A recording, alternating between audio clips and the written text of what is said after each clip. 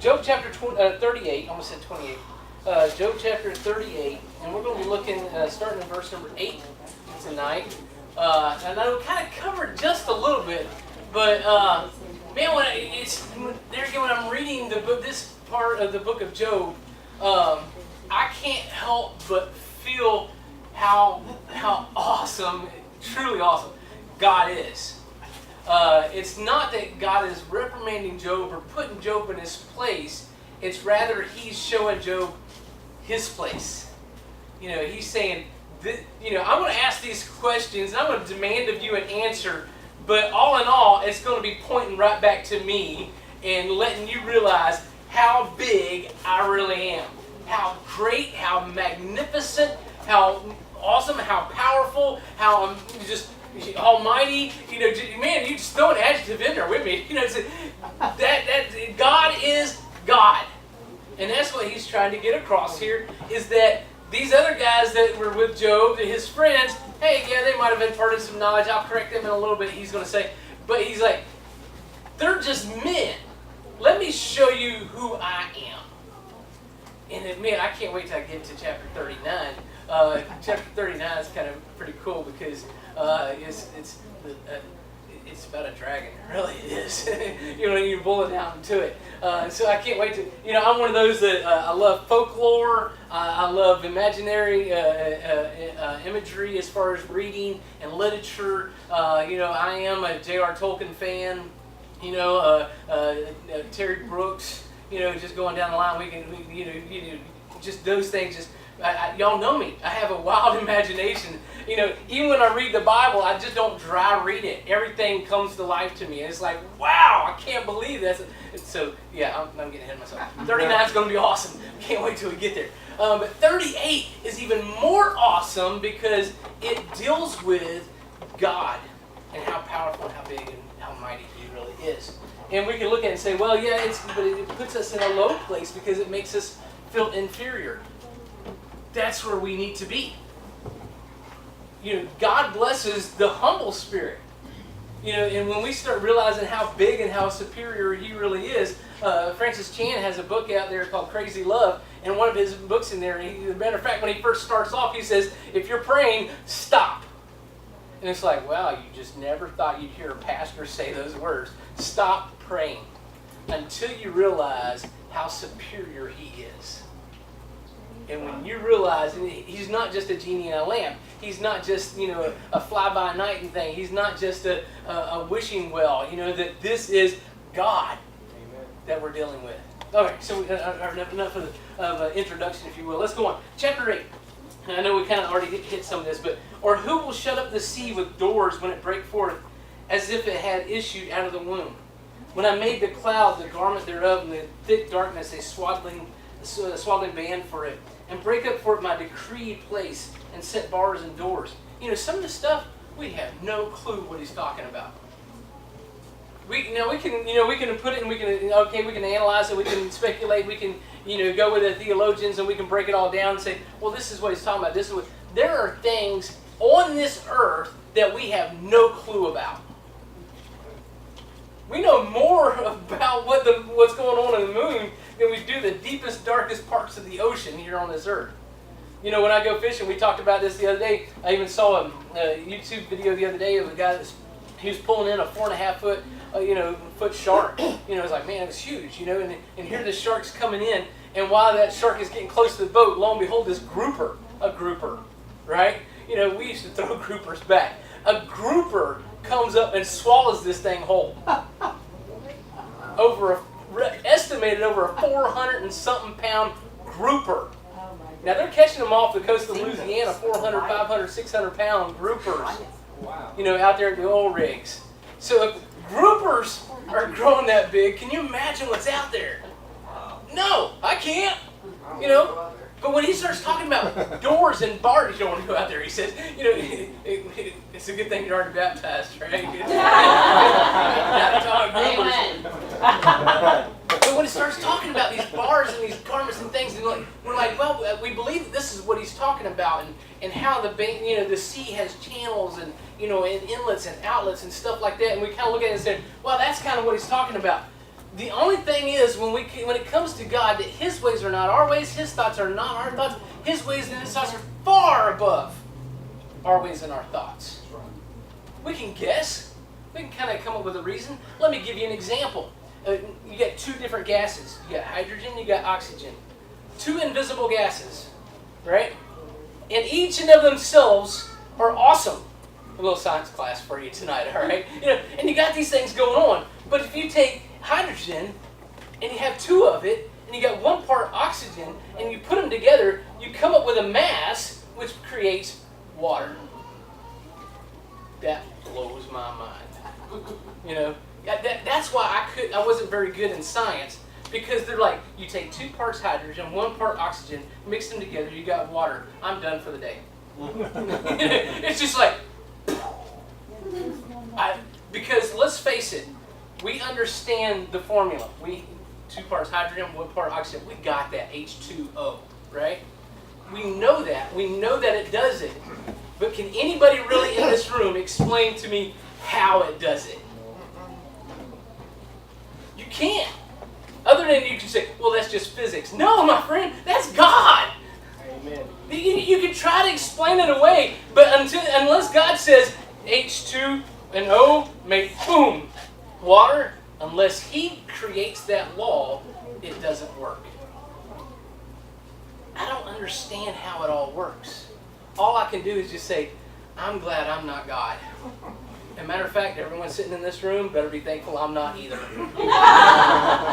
Seriously. Dragon. Right? Yeah. Next Dragons and fairies.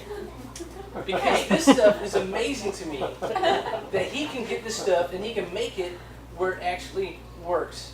And He can do it in such quantities that it boggles our mind.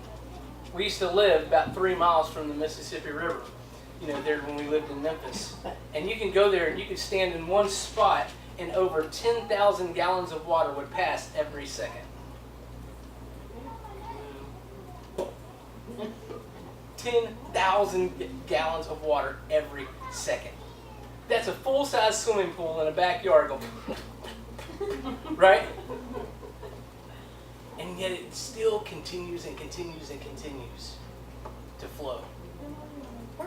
Now, here, let me just kind of, here's science tonight. Where does that water come from? Well, it comes from up the Mississippi. Okay, how does it get to up the Mississippi?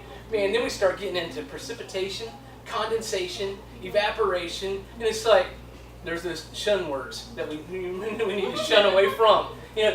And have all those things, and here's a little guy up in upstate, let's pick a state. Up in the lower end of Michigan, all right, and he's up there in Canada. He says, and he's got a little shack, a little cabin, right? Out behind his cabin, he's just got a little stream, just a little bitty stream, and that little bitty stream, he goes down there and he can collect some water, and he can do this, and maybe he has a hose down there, and he does this siphon thing. Maybe he hooks up a pump and pumps some water up to the cabin. He's off the grid, right? And he's got this little thing, but that little thing, that little stream runs down into a creek, and that little creek goes into a branch, and that branch goes into a river. And then that river runs into the Mississippi River. And that Mississippi River runs down to the Gulf of Mexico, which we swim in, quite often, or baptize, or stay away from the groupers. And so, and it's like 75% of the earth is covered in water. That's amazing to me. As fearful as I am of water, it's kind of like, there's no hope for me. Everywhere I go, you made a comment the other day. You're like, I wonder how many, ponds and lakes and rivers, how many bodies of water there are in the United States.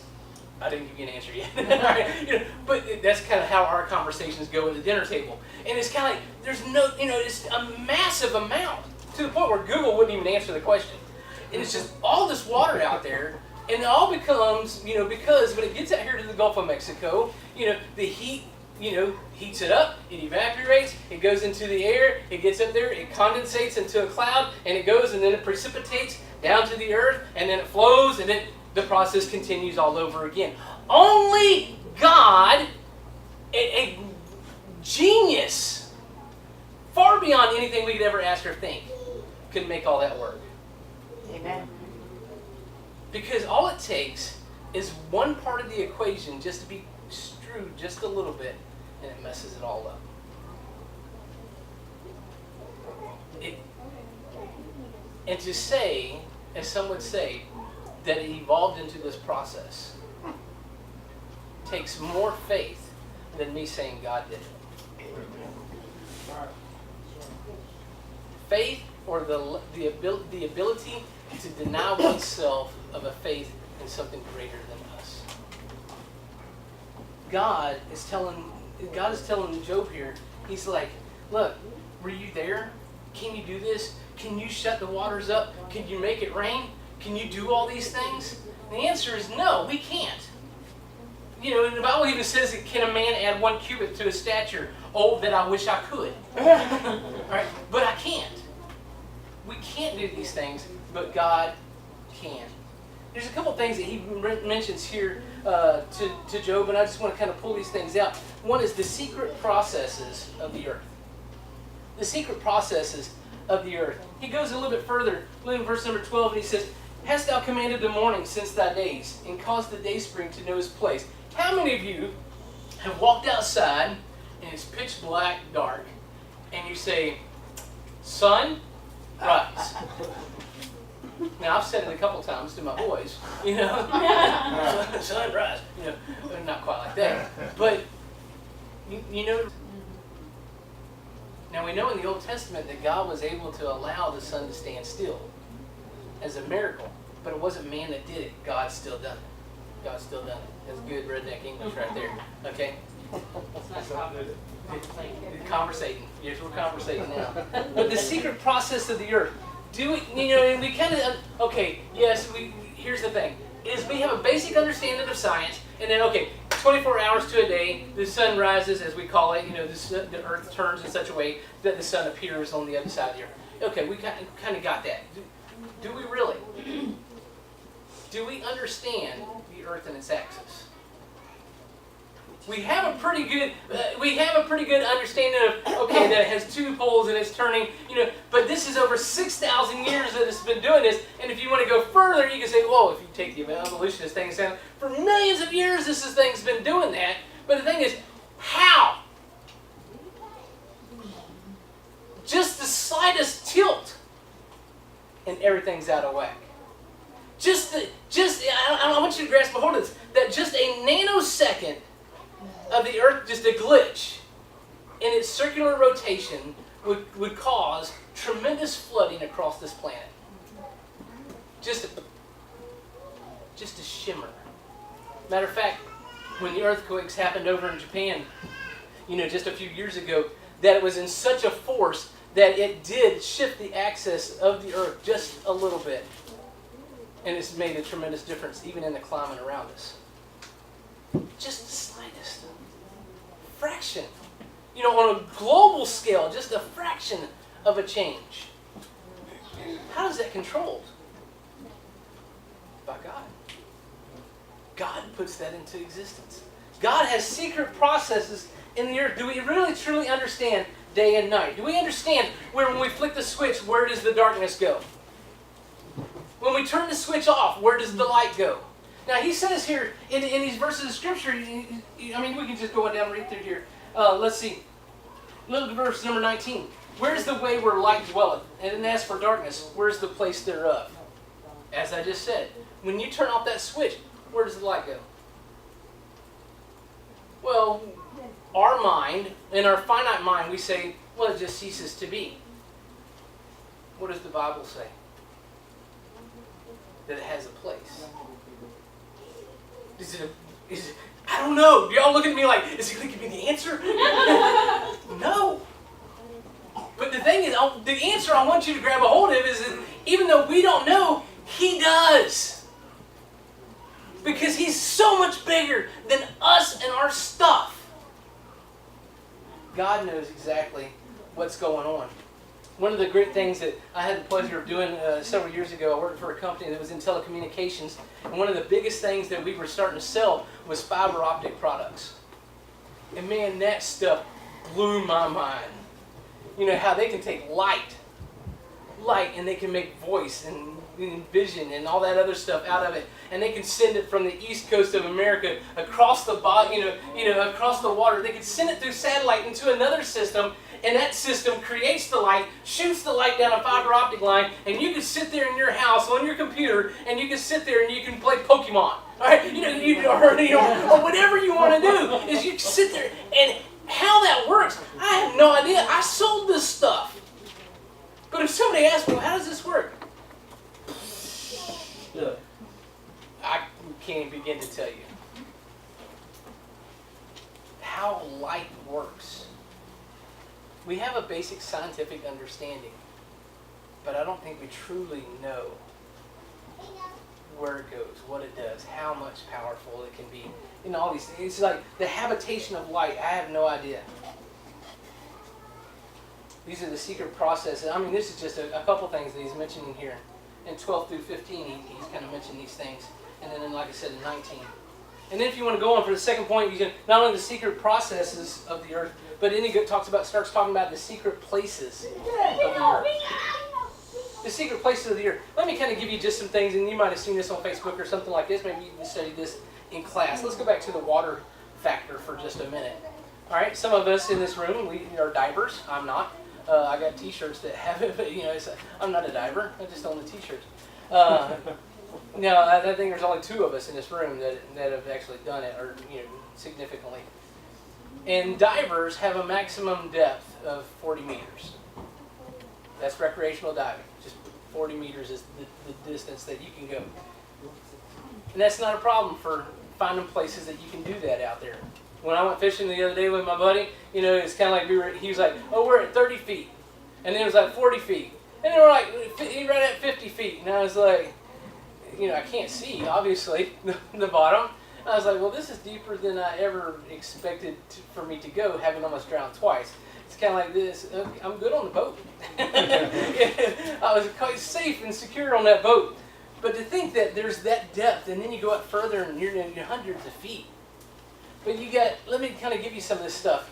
That the depths of water, that you can go down to water. There are places that are over 301 meters. 301 meters, you can put the Eiffel Tower in. That's huge. That's huge. At 500 meters, that's the deepest that blue whales will go. At 1,000 meters is where light, that's the deepest that light can travel in the water. At 1,828, that's the bottom of the Grand Canyon. And you still have room for water to flow. 4,267 is the average depth of the ocean. If you were to flatten it all out, raise and lower and all that stuff, the average depth would be 4,267 meters. So you could put nearly 3 Grand Canyons together and still have room for water to flow. There's a place, of course we know that the Mariana Trench is out there, but there's places that you could take the Mount Everest at 8,850 meters and still have room for water to flow.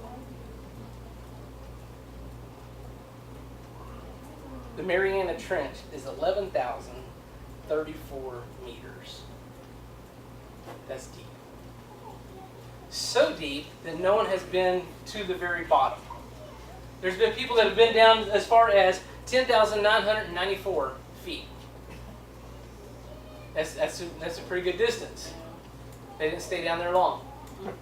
They came back up. Who knows what's in the depths of the ocean? Anybody in the room? God does. God does. That's, and like I said, we know more about the moon than we know than about the Mariana Trench. We know more about the moon than we know about the Gulf of Mexico. We know more about the moon than we do, really what's in the bottom of the Mobile Bay. There's been times in my pool, I know more about the moon than what was in the bottom of my pool. It was pretty sad. You still want to go swim in there, Tim? No, I didn't think so.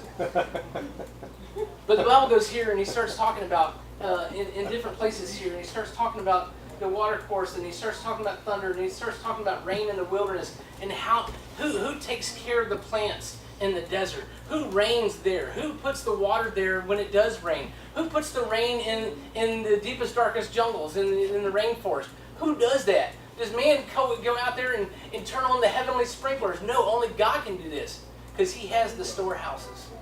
He starts talking about different places, about the storehouses of snow and hail.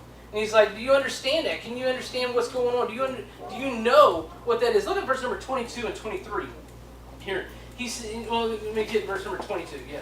Hast thou entered into the treasure of the snow, or hast thou seen the treasures of the hail, which I have reserved against the time of trouble, against the day of battle and war? What does that mean? That's kind of an interesting phrase, isn't it? And we think of hail, as ice, really, balls of ice. And then we start thinking of snow. It's like, oh, wow, these are just crystallized ice formations that come down. It's like, wow, this is cool. And then you get into frost and stuff like that. And he's saying he's reserved these until the day of trouble. Now, the day of trouble usually in Scripture refers to the tribulation period, the end of time. Which we also, if you go to the book of Revelation, you start finding that there's hailstones mixed with flame. Anybody care to explain that one? Could that be what he's talking about? Could that be what he was talking about, Job? He's like, yeah, you see the ice formations, you see that, but can you explain how I'm going to turn these things and use them as not only hailstones, the size of bowling balls, but also that they're going to be mixed with fire? We can't explain that. And anybody that stands up and says, yes, I have a theological understanding of the principal powers of these properties, let me explain this in great detail. It's all speculation. It really is. All we can do is say, you know what? I can't figure it out. I don't know, but God does. God knows exactly what's going on. You say, okay, now, Brother Ken, usually you do a topical in such a way that we have life application in your lessons and your sermons and stuff like that. Here is your life application. The trial and tribulation and the stuff that you face on a daily basis. Seeing how big God is, doesn't it pale in comparison? We will go through trials and tribulations. We will go through, we're going to go through some victorious times. We're going to be on mountaintops. We're going to be rejoicing, hooping, and whoop-hoo. We're going to have a great time. But then there's going to be other times in our life where all we can do is just cry out to Him and say, God, I don't understand it, but, these simple 4 words, thy will be done. God, I don't know why you're bringing me through this. God, I really don't even know why you're allowing me this victory in my life. But God, there's one thing that will remain constant. And that's you. You are bigger than any trial I'll ever face. Amen. You are bigger than any stumble that I'm going to do. Our hearts are heavy this week in our household because some of that we listen to on a weekly basis, has stumbled and fell. In the pastor, and we look at it, and you're like, who was that? It ain't none of your business. You just take the application of his mistake and go forward, okay? And it's like, wow, that's huge. What a loss. But that hurts. But you know what? So much that my God, this is awesome, that my God is willing and able to forgive him for his mistake and to set him back up to lead others to Christ. You say, wait, I know who you're talking about. I know what he's done. I know what she's done. I know this, that. Doesn't the Bible say something about, ye which are spiritual, restore such a one in the spirit of meekness? Right? Why? Because that individual can go farther with a God that's bigger than that situation. But I don't know what's going on in your life. Some of you share things with me. Some things I read on Facebook. Some things I wish I never read on Facebook. But the thing is that whatever we're going through, please apply this into your heart so that you never, ever forget it. And maybe it's one of those things that whenever you see the rain fall, that it reminds you that He's done that. When you see the sunrise, that you look at it and you say, you know what? He did that. I can't do that. He's done that. And if He can do that, He can do anything He wants. He can take care of the situation. He can, ooh, this is going to be strong. This is going to be powerful. I want you to grab hold of this one. He's even powerful enough to allow me to go through that situation and still bring me out victorious on the other side. Amen. Amen. That's huge. So I don't know what you gleaned from Job. Please go ahead and go ahead. You can read ahead of me if you like, and just kind of do your own personal Bible studies on those things. But man, every time I read Job, I'm like, God, I have nothing to complain about, and I have everything to rejoice for. Amen. And it's not just things; it's Him. Father God, we give you thanks for allowing us to look into the life of Job. God, to hear your voice as you speak to a man, just a man, and you show yourself to him, revealing yourself to him through words. God, that we here in 2016 can read these things, and we can apply it, and we can realize how awesome you really are. God, we ask you to help us to be more of a witness and outcry for the Lord Jesus Christ, your Son. And God, it's in His precious name that we do pray.